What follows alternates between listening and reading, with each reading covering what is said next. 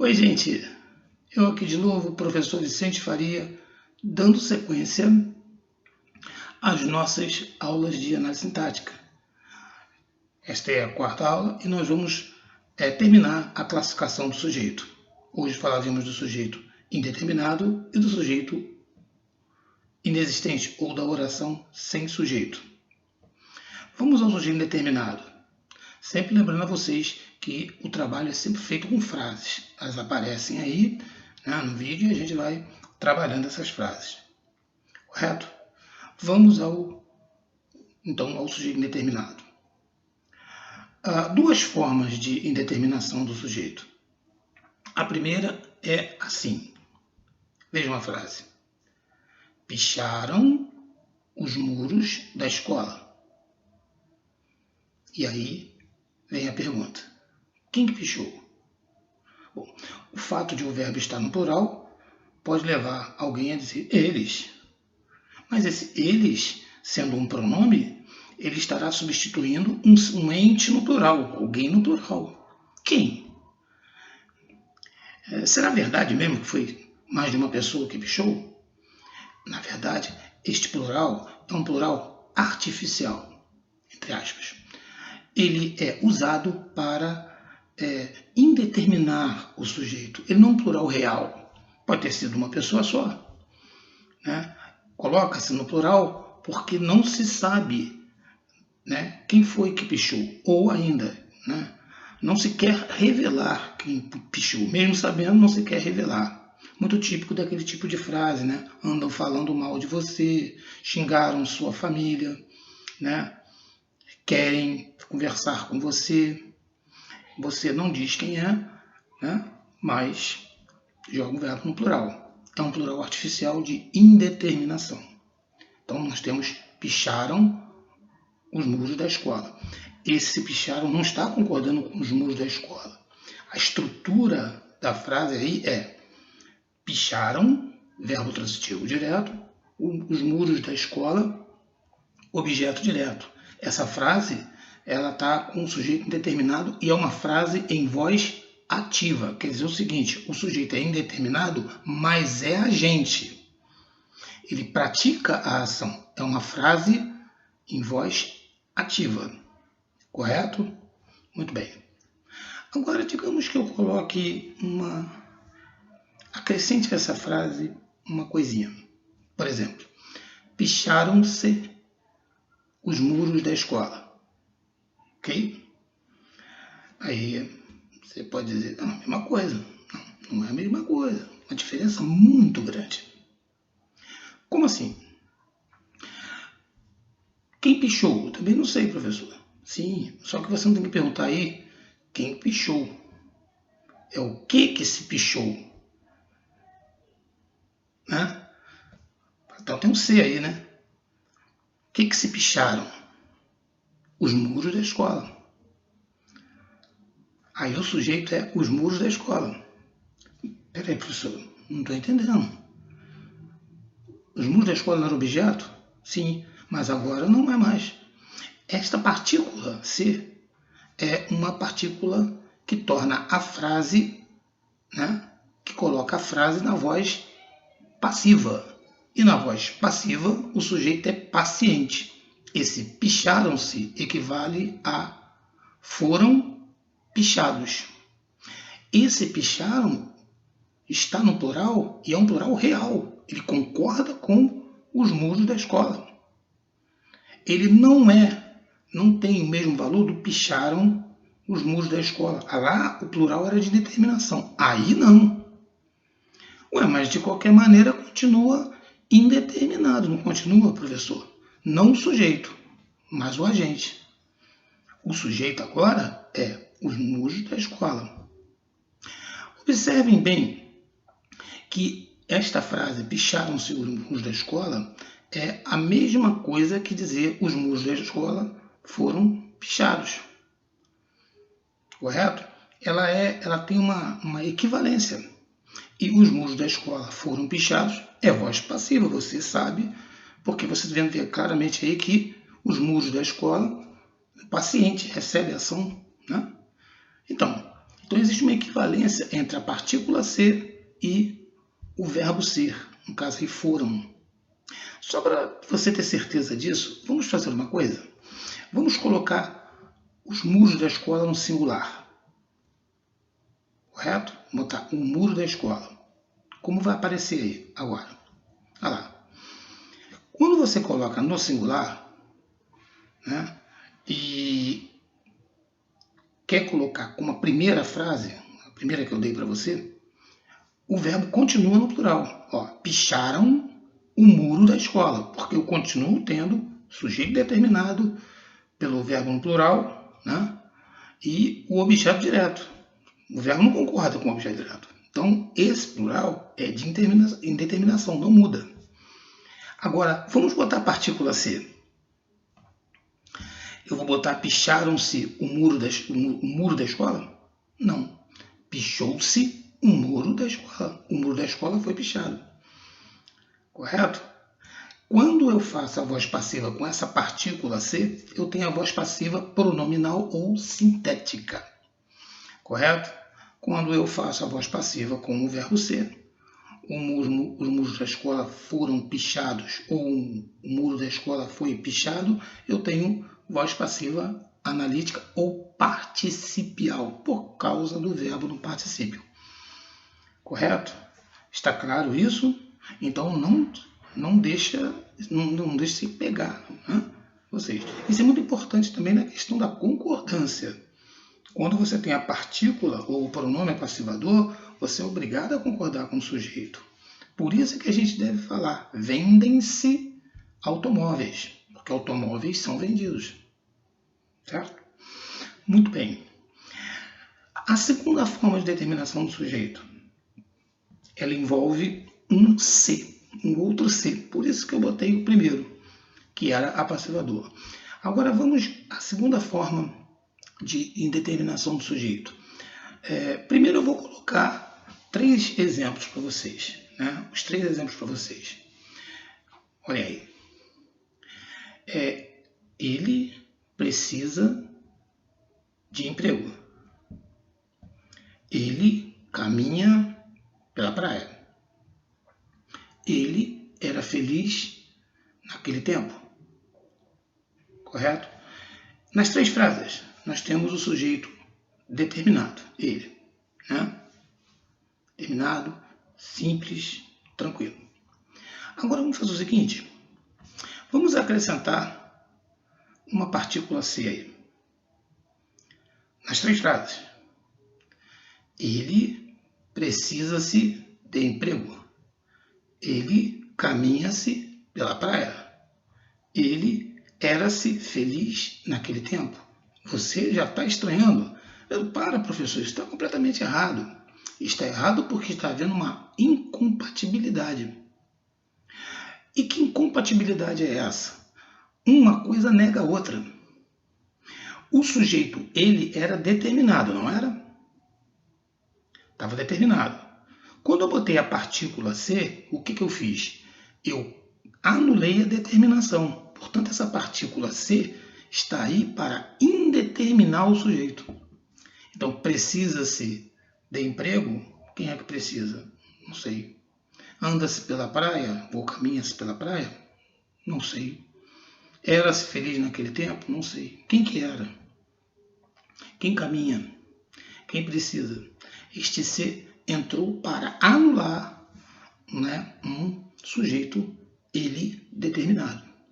Então é um pronome indeterminador do sujeito, que você não vai confundir com o pronome apassivador.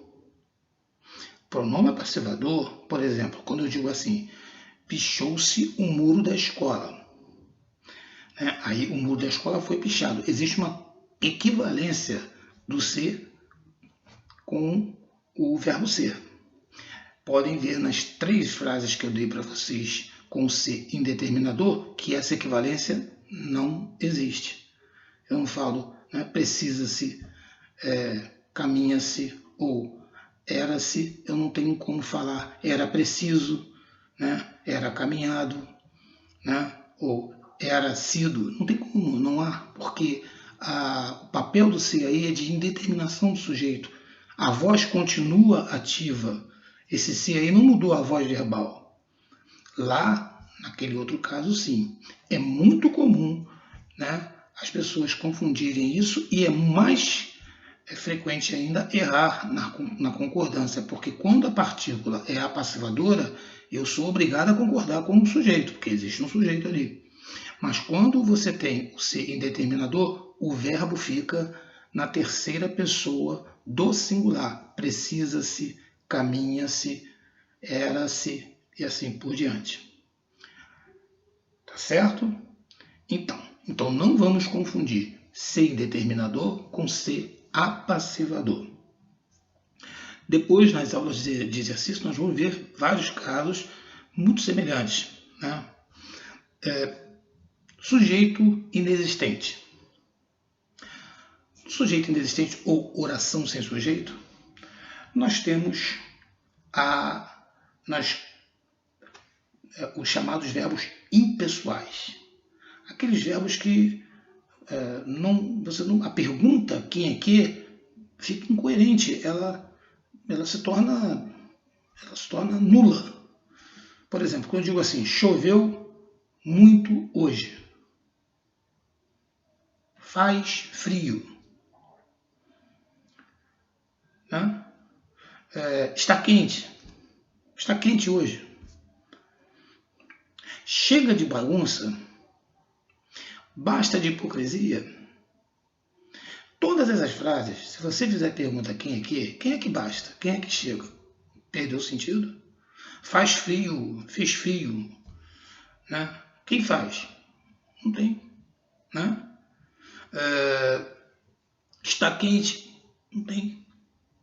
Se você colocar o dia está quente, aí você tem como atribuir, né, a noção de estar quente a um sujeito. Né? Mas você simplesmente falar que está quente, você está enfatizando muito mais o impessoal, a noção do tempo. Né? A noção do tempo sem necessariamente apontar para um sujeito. Ok? Bom, entre os casos de oração sem sujeito, é muito importante a gente frisar que se destaca, que realmente é o mais complicado para muita gente, e até em concordância também é o mais difícil de as pessoas usarem de forma correta, tal, que é o caso do verbo haver, com o sentido de existir. Quando eu falo assim, existiram alunos interessados, correto? Eu tenho um verbo intransitivo, existiram.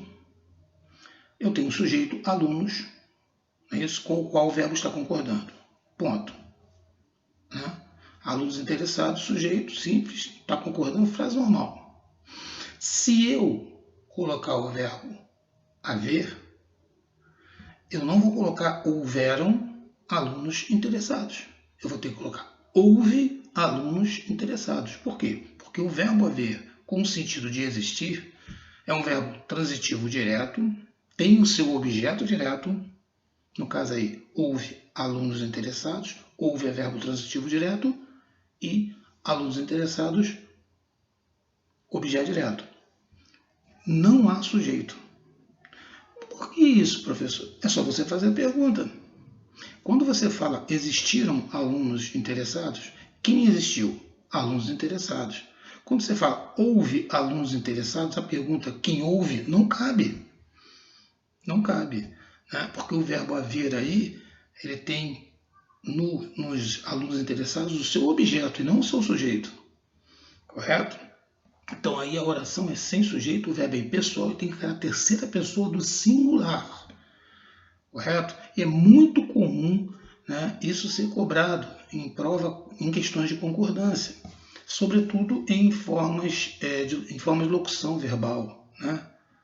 Por exemplo, as questões que pode haver e não as questões que podem haver. Porque o verbo haver aí é o verbo principal e significa existir.